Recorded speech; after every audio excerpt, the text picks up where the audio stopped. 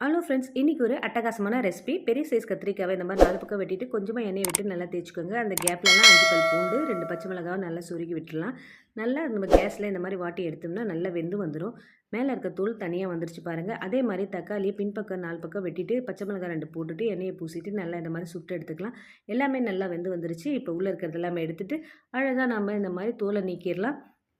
எப்பயும் ஒரே மாதிரி செய்யாமல் இந்த மாதிரி டிஃப்ரெண்ட்டாக செஞ்சிங்கன்னா சூப்பராக இருக்கும். எல்லாத்தையும் இந்த மாதிரி நறுக்கிட்டு இல்லைன்னா நீங்கள் மேஷ் பண்ணி எடுத்து வச்சுக்கோங்க. கடாயில் 1/2 ஸ்பூன் அளவுக்கு பெருங்காயம், 1 ஸ்பூன் அளவுக்கு சீரகம், பொடியை நறுக்கிய வெங்காயம் 2, மிளகாய்த்தூள், தனியாய்த்தூள், கரம் மசாலா, மஞ்சத்தூள், சீரகத்தூள் எல்லாத்தையும் சேர்த்து நல்லா எண்ணெயிலே வதக்கி விட்டுக்கலாம்.